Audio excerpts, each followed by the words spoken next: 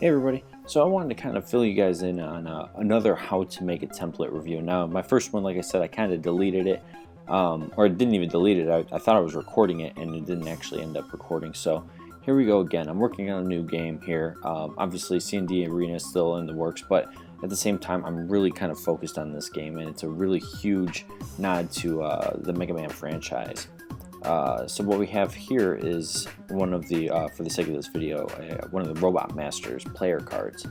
And some of you guys might actually know him. He's Heatstroke. He's also featured in the Dreamscape TCG. But he was pretty much the first card that I made for this game. And I was like, you know what, maybe I should make a Mega Man game, and here we go. So what I'm doing is two sides of a card. What you see that I'm making right now is the face of the card.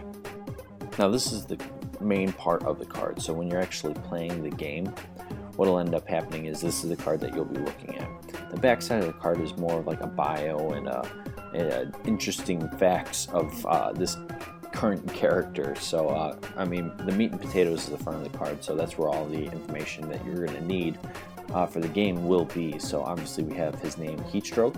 That giant E is representing energy, so that's how much life he basically has.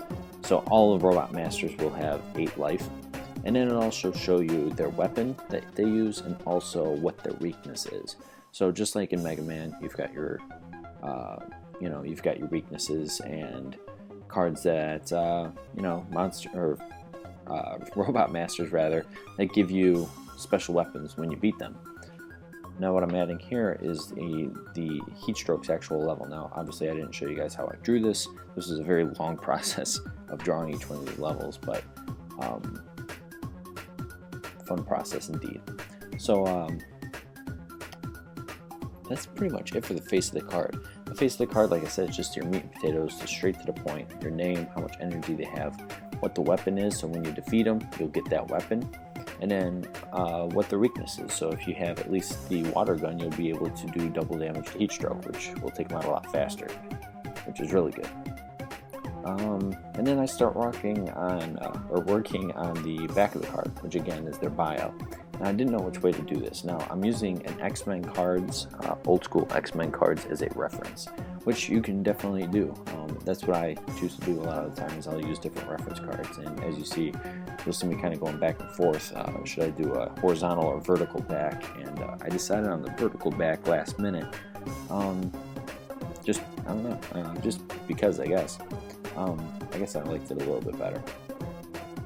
Now this little thing with all this text there, that is the Game Crafter designer card, so it tells you whether or not to be in the lines or what needs to be in the lines, or where the cut lines are. So I'm using that as a measurement. I'm also putting in this cool grid. I made this grid and then I pretty much insert it throughout the rest of the grid, kind of copy and pasting it. Now on the back of the card, what I really wanted to focus on was kind of just fun facts, facts that I've made up. So you've got its actual Robot Master name, and then you've got its picture from the actual game board, and then you have Heatstroke's real name. So in this case, his name is Johnny Hawk. Yeah, don't know where I came up with that. I just kind of went with it, and I was like, you know what, I'm going to stick with it. I went with it, and I'll stick with it. So I kind of like it. Johnny Hawk, what do you guys think? Another couple things I wanted to put in here was an attributes thing, just like you see in that X-Men card there. So what I wanted to do is have these little bars that had these little stats that everybody had that had nothing to do with the actual game itself. It's just kind of fun facts about the actual character, what its power and how smart it is, and what's its skill and speed. I don't know, it's kind of interesting, I guess. And you'll see how I kind of do these bars. I use a lot of these the rectangle tools from Photoshop. I don't know, it works for me, and most of the stuff that I do on Photoshop, I'm not quite sure if it's the actual way of doing things, but it works for me. So I mean, there's, I'm sure, 100 different things you can do in Photoshop that that's completely different from me, so don't take mine as the final piece in the puzzle. But I mean, if you like what you see and you want to know how to do it, I mean, that's why I'm doing this video. Let's see, what else am I putting in these crazy things? So, I've got 4 separate bars. Each one of them is going to be a different color, and if you guys know me at all, obviously color is a big part of what I like doing. So, you know, you'll see 4 different colored bars, and in each one of these colored bars, you're going to see the actual attribute. As I already said, you've got power, then you're going to have smarts, is what I called it. Then you'll have speed, and then you'll have skill. Now on the border of the attributes box, I left it blue, and that's to kind of mirror off the, you know, the little character box around heat stroke right there. It kind of spreads some of that color out. I also wanted to make sure that each one of the backgrounds of each one of these characters is also represented with their color. So heat stroke's obviously got a red background, and then obviously, you know, everybody else will have their colored backgrounds corresponding to whatever color they actually are. So obviously we have heat stroke with red, and then super soaker will be blue, and all sorts of different other stuff. Other things that I wanted to put on this card was a kind of like a, I don't know, just random other stats like height and weight for some reason.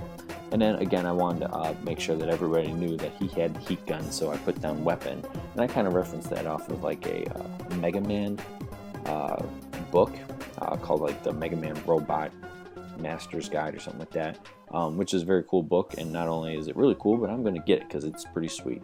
But yeah, so I put its height and his weight in there. And then another thing I wanted to add was its bio. And then in the bio, it actually tells you when, you know, he decided to turn to the dark side of the Mega Boss. Now, obviously, in Mega Man, you have Dr. Wily as the evil genius, and then here is a evil villain called Mickey Finn. And if anybody's ever heard of, you know, slipping somebody the Mickey, which is pretty much just drugging somebody, you know, that's where he comes from. He pretty much just drugs the world and hires all these henchmen. And each one of these henchmen have something that they're vengeful about. And in Heatstroke's case, he was a fireman who's seen good days and bad days, but he became extremely vengeful, pretty much against himself after he lost his wife and kids in a fire. It's a pretty dark story, actually, but interesting enough. But, you know, after Finn already found him, he was already designing a heat gun and pretty much just going to go on a rampage. Pretty much lost it at some point. And that's pretty much it. Tell me what you guys think about these 2 cards in the comments, and let me know if this actually helps you in your ventures for your card games, board games, or anything of the sort. And you guys rock. Thanks for watching, everybody.